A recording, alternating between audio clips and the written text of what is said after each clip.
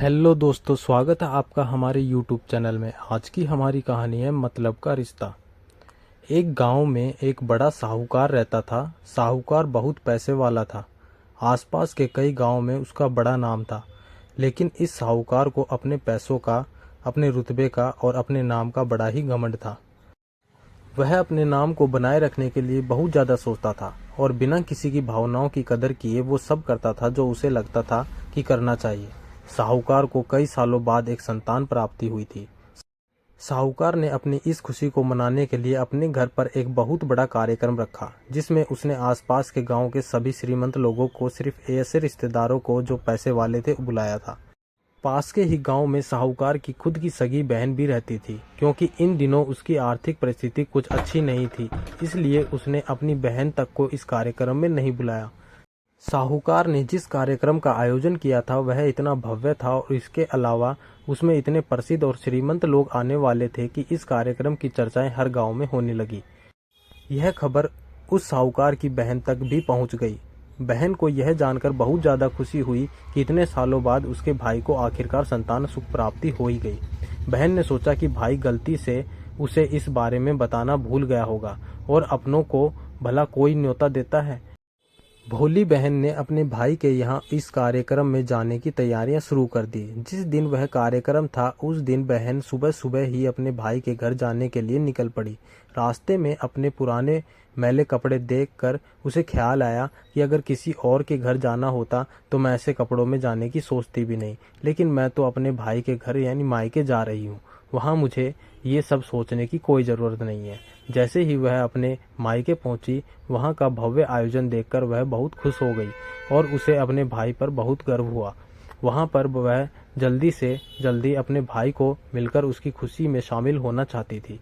वह तुरंत सीढ़ियां चढ़कर घर के अंदर प्रवेश कर गई। उसने देखा कि उसका भाई मेहमान के तौर पर आए सभी से नामी लोगों का स्वागत करने में व्यस्त था। बहन जैसे ही अपने भाई की तरफ उससे मिलने के लिए बढ़ी, उसके भाई की नज़रें उस पर पड़ गई और अपनी बहन को ऐसे पुराने मैले कपड़ों में देखकर भाई ने उससे मिलना तो दूर बल्कि तुरंत बहाना बनाकर वहां से निकल गया। बहन ने सोचा इतने लोगों में बेचारा अकेला भाई क्या क्या करे, जरूर उसे कुछ काम याद आया होगा, इसलिए वहां से चला गया।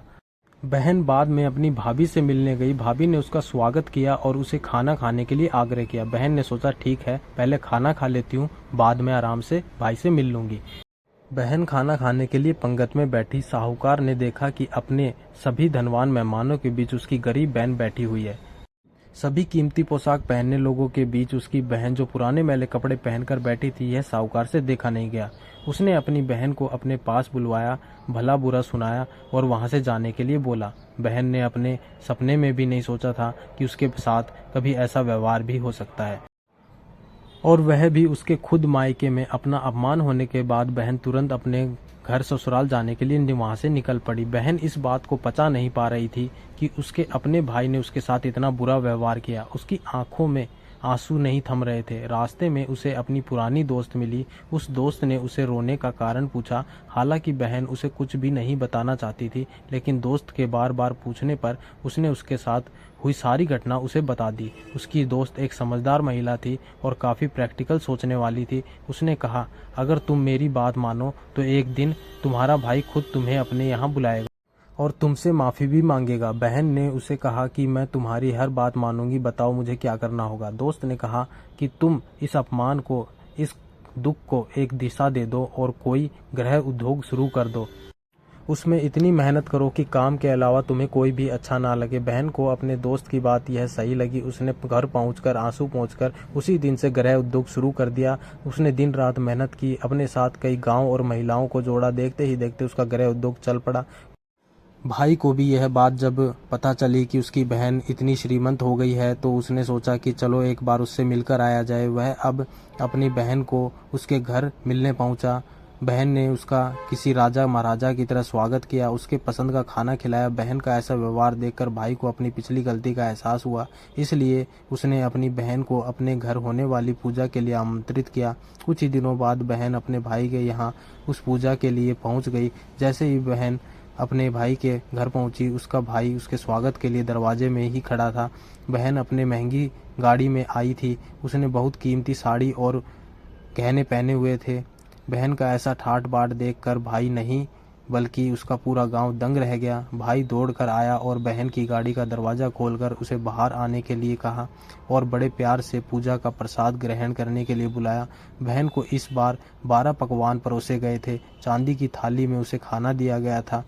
वह साथ में एक सोने की चम्मच भी रखी हुई थी। उसके बैठने के लिए बेशकीमती पाट रखा गया था। बहन को यह सब देखकर उसके पुराने दिन याद आ गए। भाई ने उसे बिना खाना खिलाए ही भला बुरा कहा और वापस लौटा दिया था। बहन खाना खाने के लिए तो नहीं बैठी, लेकिन उसने अपने कीमती दागीने और जेवर उतार कर उस थाली में सामने रख दिए। खाने में से कुछ निवाले उन दागीना पर रख दिए। बहन का ऐसा व्यवहार देखकर सभी हैरान थे।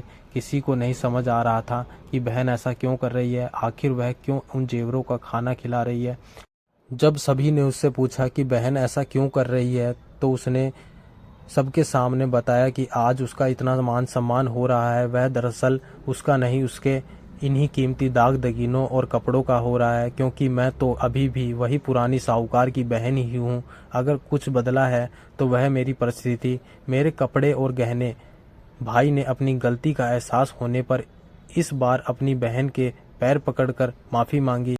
बहन जो पहले भी अपने भाई से निस्वार्थ प्रेम करती थी, उसने अपने भाई को माफ़ कर दिया और उसे गले से लगा लिया। दोस्तों, पैसे सिर्फ हमारे जीवन को सरल बनाने के लिए हैं, जबकि रिश्ते जीवन में मिले किसी वरदान की तरह हैं। अगर उन्हें सच्चे मन से और निस्वार्थ भाव से निभाया जाए, पैसे खर्च हो जाएं तो आप बाद में भी कमा सकते हैं, मगर रिश्ते खर्च हो जाएं, टूट जाएं तो दुनिया का सारा धन भी आपको उन्हें वापस नहीं दिला सकता। तो दोस्तों, ये थी आज की हमारी कहानी। अगर आपको अच्छी लगी हो तो वीडियो को लाइक करना और चैनल पर नए तो प्लीज़ चैनल को सब्सक्राइब करना।